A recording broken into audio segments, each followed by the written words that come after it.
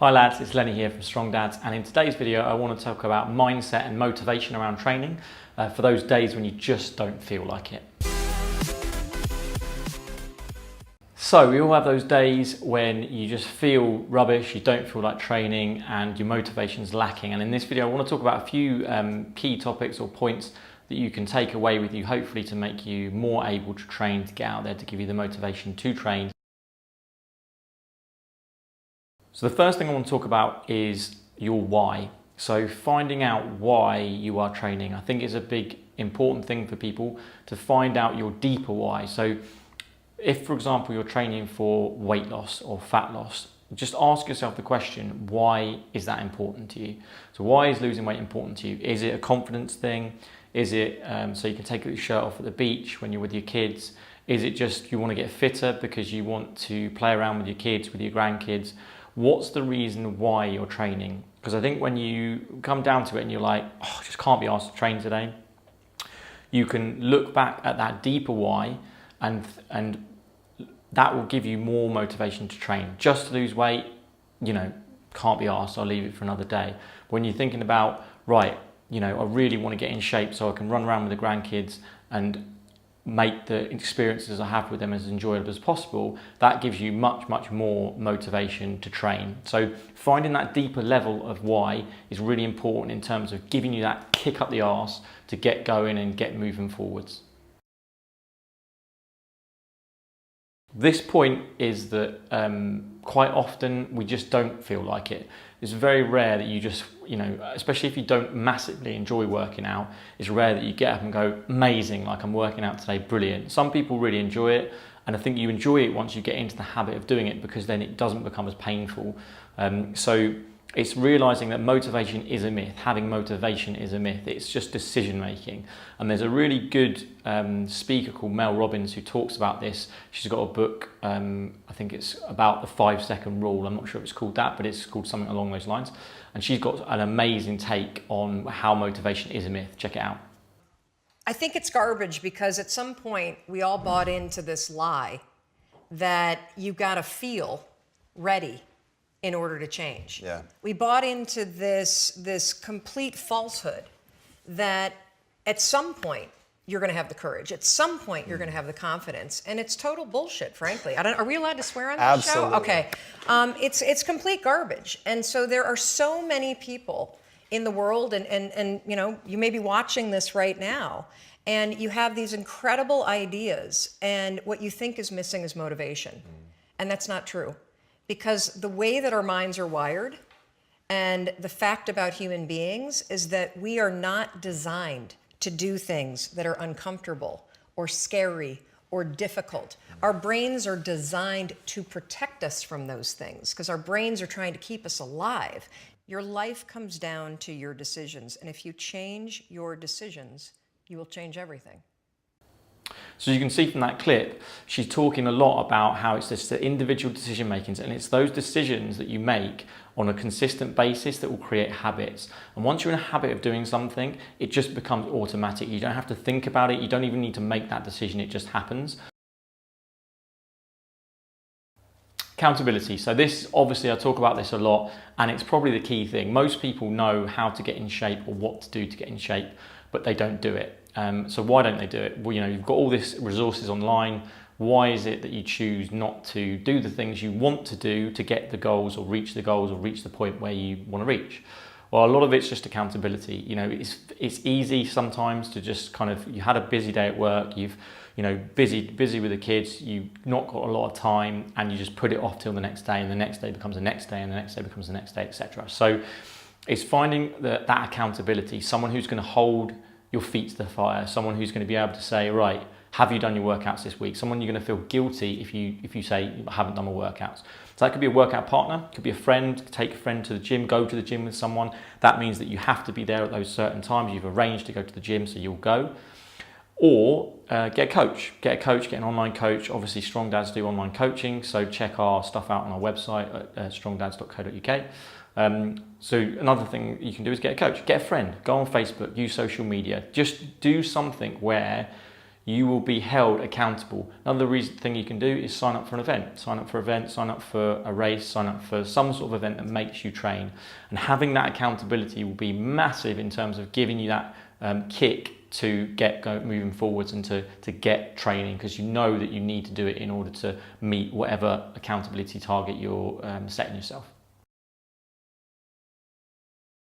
Having a plan of what you're doing makes everything easier from a mindset point of view, because if you've got a plan, you don't have to think about doing stuff. When you're tired, and there's been studies done on this, where at the end of the day, you will have less motivation or less, and it's because you've made lots of decisions through the day. So your brain is tired of making those decisions and doesn't want to, and therefore you start to make poor decisions towards the end of the day.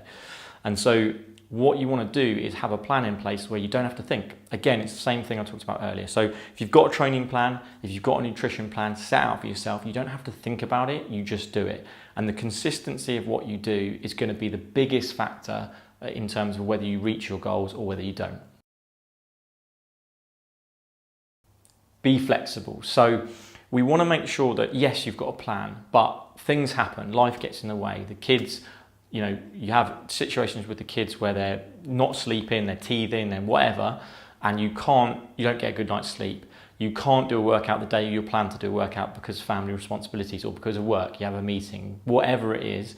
Things happen which will mean that your training isn't perfect. Especially as a dad, you're not going to have that perfect training program. And we're training for health and for your own goals. It's not like we're professional sportsmen. So it's just making sure that you understand that you can be flexible. If you miss a day, you miss a day. If your nutrition isn't completely on point, that's fine. If you, for example, have events, so say you've got a child's birthday, you've got a friend's barbecue, whatever it might be, you can be flexible around what you're doing. Yes, have a plan, but then understand the strategies that you need to employ or to use to actually be flexible around that plan and still meet the same goals. For example, if you have a barbecue with mates, maybe you do intermittent fasting that day, maybe you don't eat breakfast, maybe you have specific drinks when you go that are lower calorie, maybe you if you're at a barbecue, you hit the meats and you hit the salad, but you don't hit too many of the carbs. So there's loads of different strategies you can use. There isn't one that fits everything, but loads of different strategies you can use that are flexible around a plan. That will mean that when you do need to come off plan, because we all have lives outside of training and exercise and health, you can do that, and you're not going to feel guilty about missing or not hitting exactly what you wanted to do with your plan.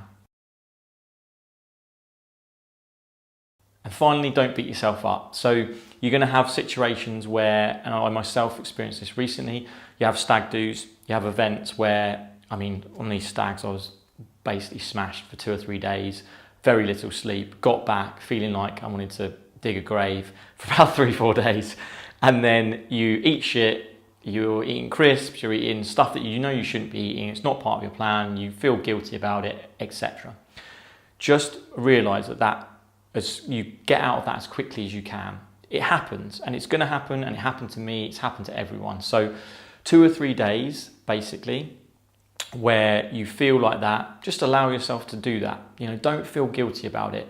If you're doing the right thing 90% of the time, you're going to make good gains and good results. The key thing is not allowing that to happen and continue to happen. So after a few days, get back into stuff. And usually there's what we call keystone habit. And the studies have been done about this, that people tend to have one keystone habit that will affect them and set them up for the rest of the day. So for example, my keystone habit is exercise. So I know if I'm exercising and training, my nutrition will be good, I'll be wanting to sleep better, I'll be wanting to drink more water. So that one habit of exercising means that a lot of my other habits are in place, purely because for me, I think it's a mindset thing of not wanting to waste the hard effort that I'm putting in when I'm in the gym or when I'm training. So for you, it might be nutrition. It might be getting nutrition sorted. It might just be going out for a walk. It could be loads of different things. But basically, you want to set, could be a bit of meditation, anything. But it's a habit that you do that sets you up for the rest of your healthy lifestyle habits. And that's one thing you want to employ as quickly as you feel you can, even if it's not completely optimal after those times when you're feeling guilty because you've come off plan. Again, myself, often after like a stag or something, or big weekend or whatever it might be, I'll do some sort of lighter weight stuff. So weights, but not too much, and not too much cardio stuff, because I know that makes me feel shocking. So it's something to get myself back in there a bit, but not too much. So it's basically putting me off and making me feel like, God, like I don't want to be here, I don't want to be doing this, because more enjoyment you get, it feeds you going forwards into wanting to do the workouts more. Okay, so in this section of the video, I want to go through an action plan that you can do that hits all of these things. The first thing you're going to do is write down your why. Write down your why, and I want you to really delve deep and think about why you want to train, why you want to get fitter, why you want to put on muscle, why you want to lose fat. Second thing you're going to do is get in touch with someone to keep you accountable. It can be absolutely anyone, but I want you, when you finish this video, to get in touch with a friend, a family member, a coach, whoever it might be. Just get yourself accountable to someone now. You're going to get your gym stuff out the day before the gym. So the night before you go to the gym or you do your training, you're going to get your gym stuff out, your shorts, whatever it might be. You're either going to pack it in your bag or you're going to put it next to your bed ready so that when you get up on that day, you know what you're going to do. You're also going to plan what your workout's going to be. So you're going to plan for what you're going to do the following day. And that means that you're going to make it much easier for you to actually do it because you don't have to think about it.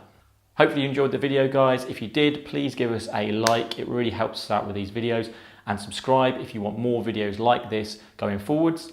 Hopefully you really enjoyed it, and I will see you all next time.